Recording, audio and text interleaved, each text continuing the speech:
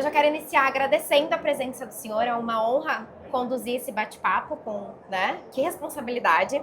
Então, a gente tem a honra de receber o professor Chico Pupo, né? Conhecido. Eu nasci Francisco, né? Mas o Chico virou marca registrada. Virou, né, professor? Então, atualmente, o senhor trabalha, né, com cirurgias de alta complexidade. Isso. Então, eu queria que o senhor contasse para nós, para a gente iniciar a sua jornada acadêmica. Muito bom, Fran. Eu me graduei na Universidade de Marília nos idos de 1999. E logo que eu acabei a minha graduação, o que era a nossa orientação de forma geral para que você construísse uma carreira sólida era buscar uma residência, né? Eram pouquíssimas vagas de residência no Brasil naquela época, só as universidades públicas ofereciam e algumas universidades particulares começando a oferecer. E eu me dediquei e acabei passando na prova de residência da Unesp, de Botucatu, que é a faculdade de referência até hoje, e fui ser residente lá em cirurgia de equinos. Eu comecei minha vida trabalhando com equinos. Eu sou um menino do interior, né? Eu cresci nesse ambiente rural. Na Universidade Estadual Paulista, na Unesp, já era um pouco sequência. Você faz a residência, o teu orientador já te convida para fazer um mestrado, um doutorado. Eu nem sabia muito para que servia mestrado e doutorado, mas eu casei no segundo ano de faculdade, já me formei com 2 filhos no pé. Eu falei, então eu vou fazer esse trem aí também. É outra responsabilidade, né, professor? Ah, com certeza. Eu ter sido pai cedo foi o que mudou a minha vida. E aí fui fazer meu mestrado, fiz a dissertação, já comecei a dar aula em faculdades particulares. Tudo na parte de equinos, professor? Na disciplina de patologia cirúrgica, porque a gente divide na grade de medicina veterinária, a cirurgia ela chega para o aluno de graduação por uma disciplina chamada técnica cirúrgica ou técnica operatória. A partir da técnica cirúrgica, a gente evolui para patologia cirúrgica ou clínica cirúrgica, que são as doenças, as afecções tratadas pela aplicação de uma técnica cirúrgica. Então eu sempre atuei na área de patologia cirúrgica. Mais ou menos com uns 9, 10 anos de formado, dando aula, eu já comecei a migrar para a cirurgia de pequenos animais. Eu desde muito jovem sempre tive clínica, né, porque eu me formei já casado, então fazia residência, mestrado, tinha clínica, fazia cesárea em porca de madrugada, eu fiz de tudo, tocava violão em boteco, vocês imaginarem eu fiz. E naquele momento eu já comecei a enxergar que o mercado pet, falei, opa, tem alguma coisa diferente acontecendo aí. Não é o que é hoje, mas já tinha uma tendência, um crescimento muito grande. E eu comecei a migrar para cirurgias mais complexas, devagarzinho o mercado foi inchando. Então, como você tem muita gente na base fazendo o que é comum, para quem é um pouquinho mais velho, vai sobrando, né, as coisas que são mais complexas. Então, eu falo que eu não escolhi fazer cirurgia de alta complexidade, eu só corri atrás de me capacitar para atender o mercado que surgiu para mim, porque precisa castrar uma cadela, o veterinário recém-formado ele castra, né? Agora até o diferencial do senhor como empresário, né, investindo também, já é um conhecimento a mais, né, professor, do mercado ali, né? Exatamente. Acho que é um diferencial bem grande. E aí eu fui enxergando esse mercado e fui correndo atrás de me capacitar, fazendo um curso. Dentro do meu projeto de doutorado eu já incluí videolaparoscopia, que na época era super novo. Então eu sempre gostei de fazer coisas mais difíceis. Mas o meu caminho foi um caminho bem acadêmico mesmo. Fiz residência, mestrado, doutorado, sempre dei aula em faculdades. Então foi dessa maneira que eu acabei me ligando às atividades de cirurgias complexas. Professor, o senhor pode falar um pouquinho para nós o que o senhor trouxe esse ano para VET em Foco? Dentro dessa minha mentalidade não muito cartesiana, né? Os ex-alunos que assistirem esse podcast vão falar assim, nossa, o Chico ele é diferente. Eu sou diferente em que aspecto? Eu nunca aceitei o óbvio, eu nunca aceitei... Quando eu pegava uma ementa de uma aula assim, eu olhava e falava assim, como é que eu posso oferecer isso aqui de forma diferente para o aluno? Ou seja, como é que eu posso gerar impacto na vida dele, mas para que ele possa olhar esse conteúdo de uma maneira diferente? Então eu sempre me interessei pelo que é uma ciência, né? que é a andragogia, que é o ensino do adulto, né? Pedagogia é ensino de criança e de adolescente, andragogia é ensino de adulto. Como é que eu posso ensinar o adulto? Como é que eu posso sensibilizar o adulto para que ele possa melhorar a sua capacidade de trabalho, melhorar a sua função aplicativa de operar? Então, eu olhando os conteúdos, eu sempre pensei, eu sempre quis pensar um pouco fora da caixa. Nos últimos anos, né, vou colocar aí, nos últimos 10 anos, a medicina veterinária vem sofrendo uma avalanche. A medicina veterinária não, todas as áreas, né? A informação hoje ela é muito simples, né? Ela está no toque de um celular, está no digitar do Google. Você pega um menino desse aí... É até uma confusão, né, professor? Você pega um menino desse aí, de óculos aí, ó, ele em 40 minutos com chat GPT e com inteligência artificial e com Google, ele monta um projeto de um hospital. Então, assim, a informação, ela ficou muito simples. O que falta, né? E aí, o meu último produto agora é um produto de mentoria. O que falta para o jovem hoje? Ele ser orientado, é tomar um pé do ouvido, ô, cala a boca, moleque, presta atenção no que eu tô falando para você aí, ô, acorda aí. Então ele precisa dessa orientação, ele precisa desse mentor que direcione. E nessa enxurrada de informação, vem muita coisa boa, mas também vem muita coisa ruim.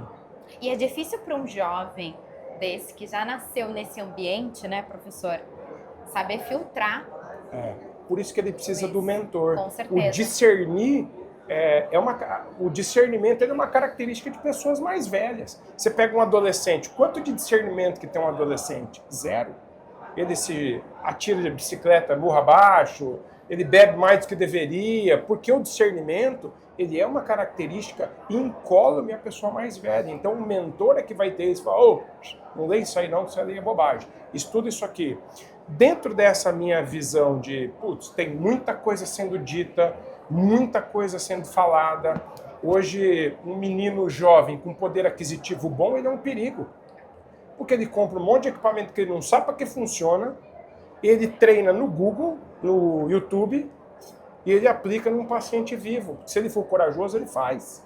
Ele é formado, ele fez uma pós de final de semana, ele tem dinheiro, ele compra equipamento, e ele tem coragem, ele é um perigo que ele faz.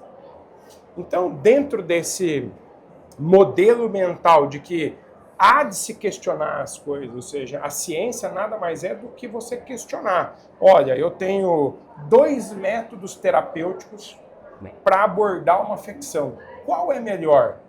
Só de você fazer essa pergunta, qual é melhor, eu já estou obrigatoriamente fazendo ciência. Eu vou precisar de um ensaio clínico randomizado para que eu possa discernir qual que é o melhor método terapêutico. E aí eu vou buscar nas evidências médicas, né, que é o novo passo da medicina, ou seja, esse ensaio clínico realmente sustenta a evidência de que esse tratamento é melhor. Então não basta ter dinheiro, ter coragem e estar formado e ter feito uma pós para aplicar aquele material. Dentro dessas inovações, quando me perguntaram, Chico, o que você tem vontade de falar? Eu falo, eu vou falar do que me assusta. Porque falar de coisas que estão postas, né? Técnicas que as evidências sustentam, tá fácil. O grande lance é eu vir aqui fazer o advogado do diabo. Porque amanhã eu tenho 1 hora, 2 palestras de 30 minutos para encher essa molecada de dúvida. Eu não venho para trazer resposta, eu venho para fazer eles terem dúvida. Ou seja, quando eles tiverem acesso a um material desses de folheto, olha, faça um curso de final de semana para usar grampeador, não sei o quê. Eu falo, não vou fazer esse curso não, porque eu escutei uma palestra do Chico lá, o buraco é muito mais embaixo do que se comprar um grampeador e aplicar dentro do tórax do paciente. Eu acho que esse que é o papel do novo educador, porque eu não tenho mais o que ensinar para eles, já sabem tudo, tá? A inteligência artificial ensina hoje, às vezes melhor do que eu. Eu tenho sim o papel de fazer eles pensarem, opa, o que você está lendo? Isso serve para todos os pacientes? Você tem certeza que isso é assim? Então as minhas 2 apresentações amanhã são apresentações provocativas. Eu vou falar do porquê não usar grampeador, do porquê ter cuidado com energia elétrica, né? Ou seja, pode vir com o nome que for, bisturi, ultrassônico, avançado, supersônico, o top team cristal das galáxias. Continua sendo energia elétrica, convertida na aplicação num corpo, num tecido. Então, eu trago dúvidas, eu trago questionamentos. Eu ia perguntar um pouco mais sobre as palestras, mas eu queria que o senhor falasse da mentoria, porque eu ia perguntar exatamente isso. O que o senhor indica para os profissionais, principalmente os jovens que estão se formando e desejam trabalhar aí com a parte de cirurgia, já estão voltados ali. O que o senhor traz? Fran, eu vou te explicar como era no passado, porque você não era nem nascida naquela época, quando a gente começou a fazer a residência. Essa moça não tem 23 anos, tem, filho? Não tem, né? Só tenho 15. Quando a gente queria ser cirurgião no passado, como é que funcionava? Então, eu quero operar. Você tem dois caminhos. Ou você vai acompanhar uma pessoa mais velha que opere muito e que vai te ensinar aquele ofício. Na medicina veterinária não é obrigado ainda a residência. Ou você vai se matricular através de um concurso, é muito disputado, para uma vaga de residente. Aí você vai fazer lá todo um programa de 2 anos. Não são 2 anos só um final de semana por mês, são 2 anos todos os dias. Em que você vai cumprir uma etapa observacional, depois você vai estudar, aí depois você vai começar a operar as coisas mais simples, aí você vai deslanchando na sua curva de aprendizado. Era a maneira. E dentro do programa de residência, a gente, logo no primeiro dia, você recebia um orientador. Que eu tive a bênção de ter um orientador chamado José Luiz de Mello Nicoletti. O professor Nicoletti foi meu pai na medicina veterinária, que é o responsável por te dar puxão de orelha e te mostrar o caminho. Olha aqui, isso aí que você está fazendo está errado. Muitas vezes, na cirurgia, principalmente, eles não são muito delicados, eles são mais enfáticos, com outro perfil. Então, esse processo de 2 anos que você estava ali trabalhando, sob a guarda, sob a tutela, sob a orientação de uma pessoa que te orienta, mas te protege, ele é fundamental para o desenvolvimento de um cirurgião. Porque veja bem, olha que situação. A Fran forma hoje medicina veterinária, ela é apaixonada por cirurgia, aí ela vai lá e faz um curso de 24 meses. Uma vez por mês ela viaja, vai fazer uma pós em cirurgia. Aí você começa a acompanhar as atividades de um veterinário mais velho, então você começa a operar. Com 2 anos, quando você está acabando sua pós, você toma um processo, porque você fez alguma coisa equivocada. Esse processo ele vai ter uma realidade muito grande hoje, né? Esse processo vai ter um peso na sua vida monstruoso, e não um peso financeiro. O impacto emocional que esse acidente de percurso vai gerar na sua vida, ele é catastrófico. Nós estamos falando de uma profissão hoje que tem os maiores índices de suicídio laboral no mundo. Ganha de piloto de avião, de médico. Então, assim, o que o mentor vai fazer hoje é evitar que você se exponha a riscos desnecessários. Porque quando você contrata um curso pilantra aí de final de semana, de grampeador cirúrgico, você vai lá, senta, e o cara que está dando o curso, ele é contratado da empresa que vende para te dar um treinamento ali de 12 horas num cadáver, e você aplica isso num paciente depois, o que você está fazendo? Você está aumentando as suas probabilidades de se ferrar na vida. Se você tivesse ficado quieto em casa sem fazer curso, você não ia se ferrar. Mas você fez um curso, você comprou a chance de se ferrar. Bem polêmico. Mas é meio óbvio. Se dissesse, não, eu vou comprar o curso, mas o curso não, dura digo 12... Bem polêmico, né, professor? Porque é muito curso. Mas por que é muito curso? Vamos ver, por que você acha que tem muito curso? Eu acho que tem muito curso hoje porque nós temos bastante números de formados hoje, né? Então, você tem ideia quantos são os formados hoje? Quantos formados? Eu acho que a gente tem em torno de 400 e 80 faculdades, 400, entre 450... A última contagem que eu fiz, Uhum. eram 536 no Brasil. A gente teve uma atualização ali do EMEC de algumas, né? Que tava só, tipo, IAD. Então, assim, é muita gente formando. Você tem ideia da carga horária do curso de medicina veterinária no Brasil hoje? Não tem, professor. 4.800 horas com 400 de estágio curricular. Eu ia falar isso pro senhor. Sabe quantas tem a minha grade quando eu me formei 25 anos atrás? Eu ia perguntar exatamente isso. 8.600 horas sem o estágio curricular. Essa diferença de quase 100% no volume de horas da graduação em medicina veterinária, ela foi sendo reduzida pela obviedade da concorrência, ou seja, quando você tinha 60 escolas, você tinha o corpo docente preenchido, então o orçamento das universidades estava completo. Agora que você tem 600 escolas, deu uma pulverizada na quantidade de alunos, as faculdades não têm mais um caixa que permita ter um número de docentes muito grande. Então enxuga a hora de docente, enxuga a hora na grade. É simples. Como é que você pega um aluno, um estudante que tem que passar pelo processo de treinamento, lá, 2, 3 disciplinas de anatomia, 2, 3 disciplinas de histologia, 2 de embriologia, 2 de fisiologia, tira isso, reduz a carga horária, e aí o cara não estuda. E como mais ele... um monte de atividades extras, eletivas. E aí o discente que saía da faculdade com 8, 9 mil horas, ele sai com 5.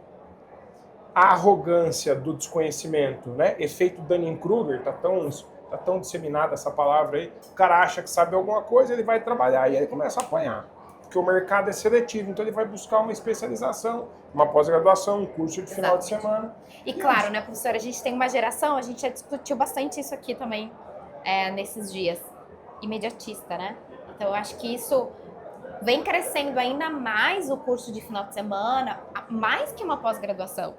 Muito mais, por causa do imediatismo do aprender e aplicar, né?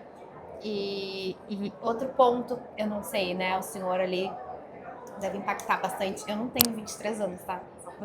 Só tenho 12 a mais. Essa menina tá querendo me tungar, rapaz. Adorei que ele falou que eu tenho 23 anos, gente. Eu quero que vocês foquem nesse take. Essa moça tá querendo me tungar. Adorei. Professor, é bem difícil também, eu vejo isso em relação à equipe, é bem difícil a gente ter um direcionamento com eles, porque já na graduação, eles já conduzem um pouco a faculdade e o sistema de aprendizado, né? Quando a gente cobra mais, a gente vê que a galera espana, né? Inês é morta. Não tem o que a gente fazer com isso. Acabou. Tá dado. Na minha terra diríamos, macuco no embornar. Já era, perdeu. Não tem como mudar esse fato. Este fato a gente não muda. Como que o senhor trabalha com o que a gente isso muda, na formação, né, o que a gente muda é quando a gente vai estudar andragogia, ou seja, como que eu ensino um adulto? Como é que é o nome seu, filho? Diego.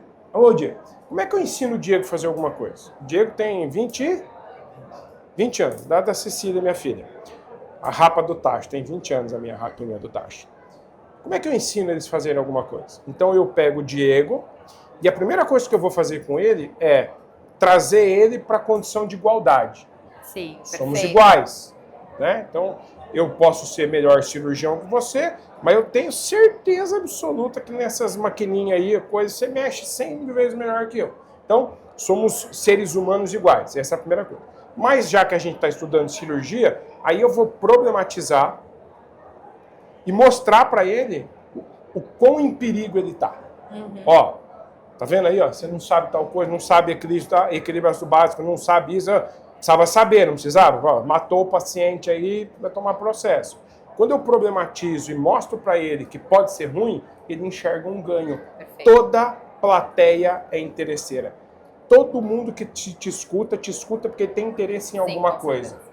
Não estou dizendo interesseiro do ponto de vista ruim, mas o que gera a atenção é o interesse em algo. Se eu não tenho nada para... Se tem alguém gritando um versículo da Bíblia na rodoviária meio-dia, você não para escutar.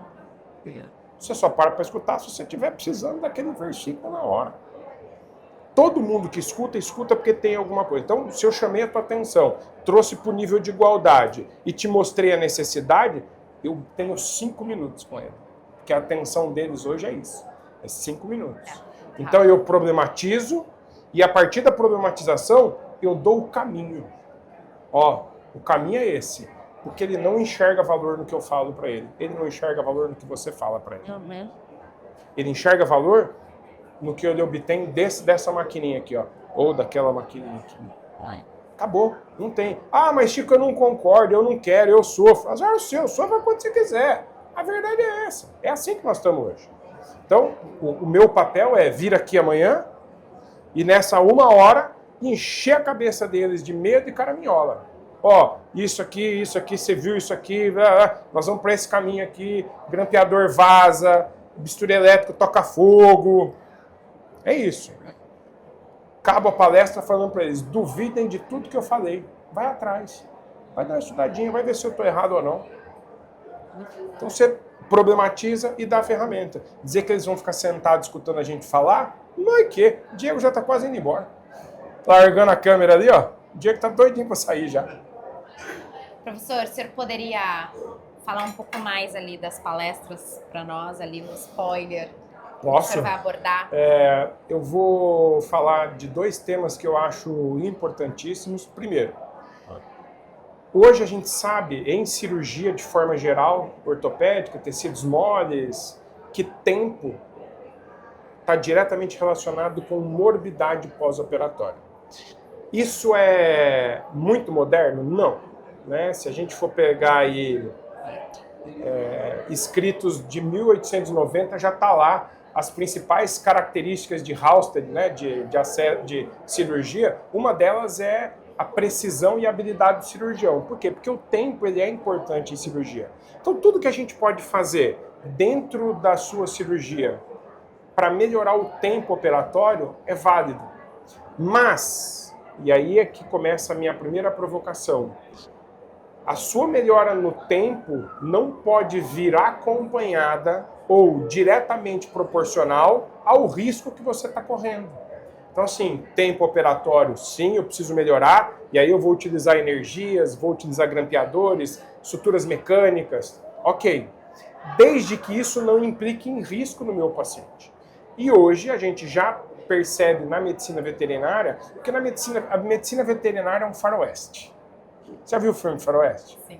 Não tem lei, não tem regra. Apareceu um que é mais corajosão lá e falam as coisas, aquilo vira verdade.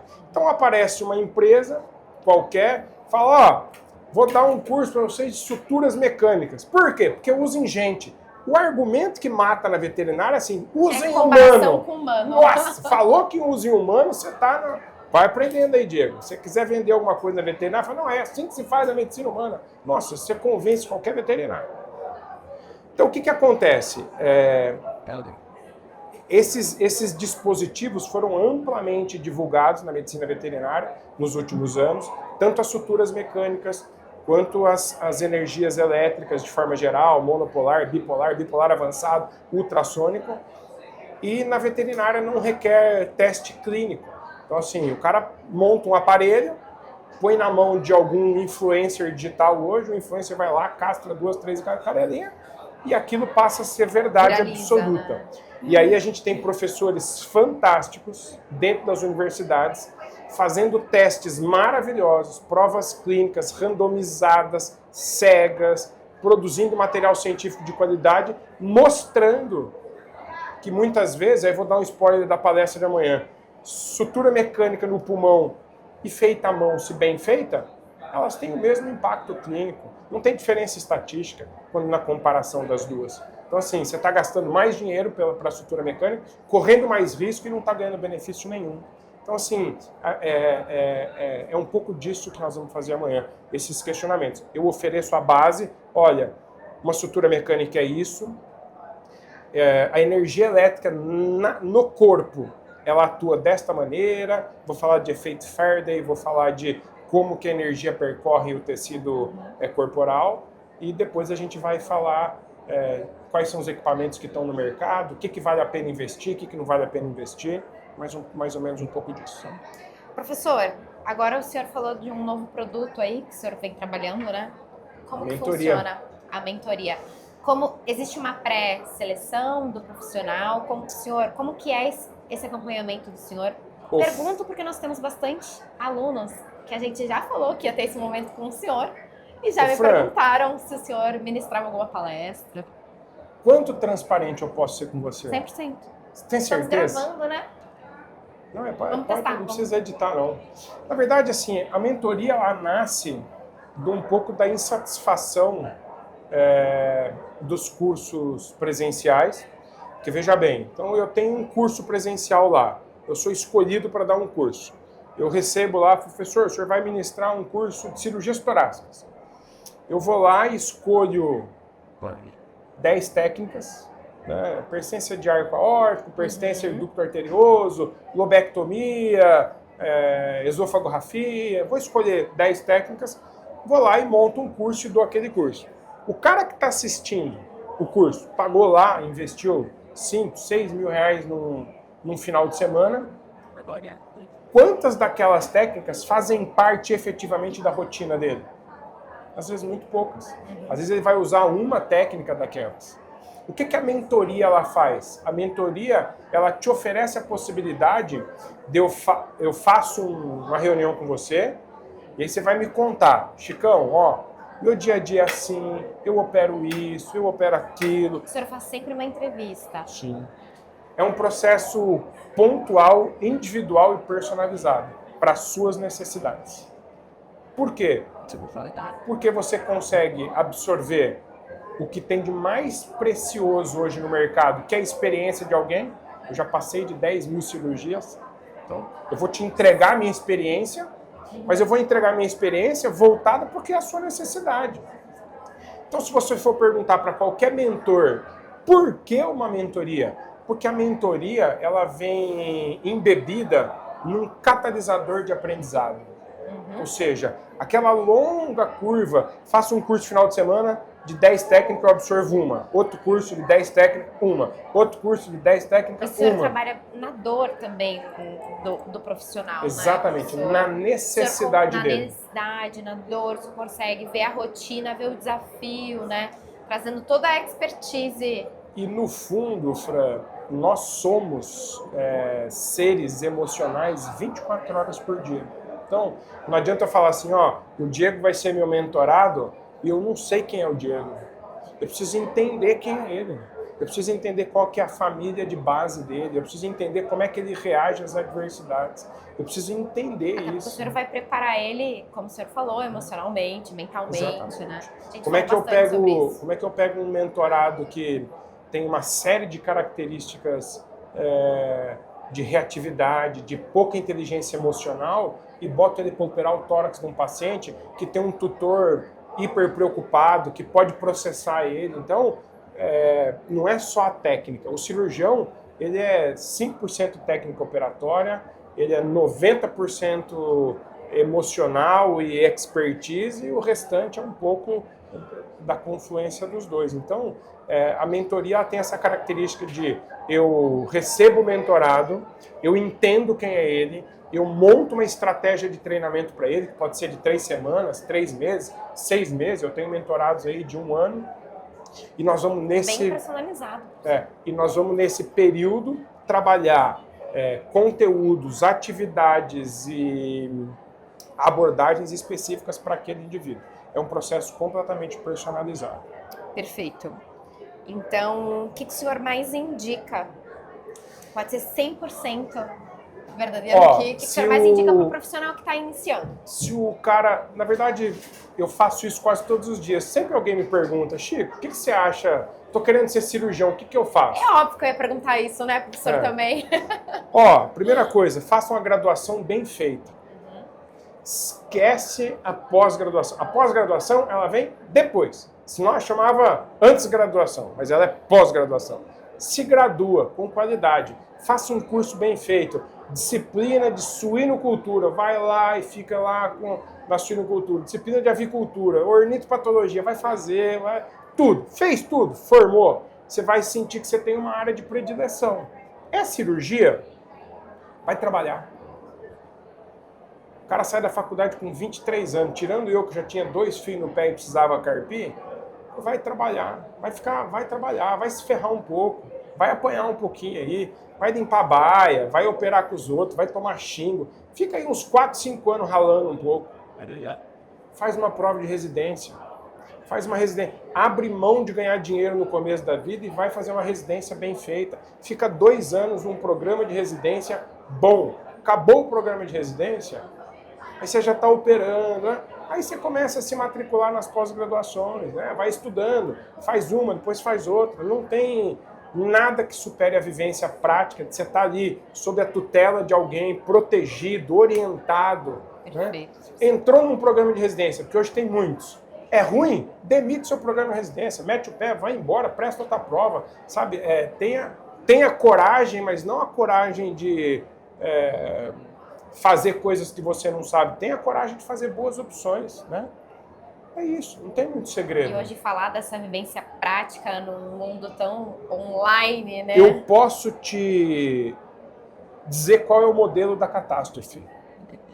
Eu conheço o modelo da catástrofe. O modelo da catástrofe o cara faz uma faculdade mais ou menos. E quantas são mais ou menos hoje? Quase todas. E ele faz uma faculdade que já é mais ou menos e ele é mais ou menos. Ele faz um curso nas coxas ali, meio devagar. Aula online, de pijama. Aí ele fez uma faculdade mais ou menos. Ele sai, vai fazer um plantão numa clínica mais ou menos. Que é o que mais tem também. Clínica mais ou menos. O dono quer ganhar dinheiro, porque o mercado pet hoje tudo ganha dinheiro. E o cara tá lá, dando plantão de madrugada. Não tem ninguém batendo prontuário, viu? Por que você fez tanto de fármaco aqui? Por que você fez tanto de fluido aqui? Por que você usou esse fio? Por que você fez isso? Por que você fez aquilo? Não tem isso hoje. O cara faz o que ele quer, recebeu a conta, tá tudo certo. Faculdade mais ou menos, trabalha mais ou menos aqui, aí ele se matricula numa pós-graduação, que pode até ser boa, e tem muitas boas. Mas é um final de semana por mês. Módulo de ortopedia veterinária, 3 dias. O professor pode ser o Einstein da ortopedia. Em 3 dias, e ele nunca mais vai ter ortopedia de novo. Aí ele acaba essa pós mais ou menos, ele já está formado há 2 anos e meio, fazendo catástrofe. Esse é o modelo da catástrofe. Um monte de gente vai se identificar. É para ficar com raiva de mim? Não. É para pegar essa informação e fazer alguma coisa diferente. Perfeito, professor. Quanto conteúdo, quanta informação. Eu imagino quão polêmico será. Professor, quero agradecer muito a disponibilidade. Imagina. Você topar estar aqui, né? Conversar com os nossos profissionais. Foi incrível. Muitos professores falaram do desafio, né? Do ensino hoje, entendo completamente ali, porque eu, já na minha graduação era totalmente diferente, né? Então, a faculdade conduzia muito conforme o aluno gostasse, né? Então, eu fiz uma faculdade totalmente privada. E quem comanda a faculdade são os alunos, Sim. né? Então, o quanto é impactante para o senhor, por exemplo, que teve a vivência também do cavalo, a gente que vai para o mercado do cavalo, o quanto é impactante você entender que você tem que começar limpando a baia, né? Sim. E a galera hoje já quer entrar direto pro bloco cirúrgico. Então, assim, quanto é legal o senhor estar acessível para esse treinamento desses profissionais que buscam, né? E que precisam desse tipo de mentoria, principalmente com o senhor entrega ali, é multifatorial, né? O emocional. Eu acho importante, Fran, eu frisar uma coisa. Eu não acho que o modelo do passado que nós tivemos de graduação se aplica às novas gerações. Sim. Eu acho que seria impossível. Acho que tem né? que ter uma nova metodologia. Não, foi o que eu te falei. É impossível. Você não consegue fazer. Porque também eu não gosto dessa visão muito nostálgica do mundo. Porque eu... Não, eu não gosto disso porque são gerações diferentes e elas realmente enxergam o mundo de pontos de vista completamente diferentes. Então, assim, não acho que esse modelo antigo se aplique às novas gerações e que ele seja o ideal, pelo não tem contrário. Como fazer essa imposição também. Você imagina que na minha época de técnica cirúrgica, a gente descia no biotério, pegava um cachorro vivo, subia com ele andando, ia na sala de técnica cirúrgica, fazia eutanásia, operava, na quarta-feira seguinte pegava outro cachorro. Então, assim, hoje eu não conseguiria fazer isso. Mas a gente tem que ser um pouco conservador do que era bom, ou seja, o que tinha de bom no passado? Conservamos o que tinha de bom no passado, a gente adequa a linguagem para que as novas gerações possam consumir, né? Entendendo quem eles são. Eles foram expostos a estímulos que eu só fui exposto casado. Eu só fui olhar a internet, eu já era casado. Então, assim, não consigo entender o que se passa na cabeça deles. É um mundo completamente diferente. Né? Eles têm o comparativo no toque do celular 24 horas por dia. Então, assim, eu acho que a gente tem que realmente olhar o que era bem feito no passado, mas também não achar que o mundo deles está uma mil maravilha, porque a informação está aqui. Né? Eu acho que o mundo que eles enfrentam é muito mais difícil do que o mundo que nós enfrentamos. Eu tenho a sensação que é mais difícil para eles do que era para a gente. Perfeito, professor. Muito obrigada. Imagina. Obrigada. Foi um prazer e uma honra tê-lo conosco.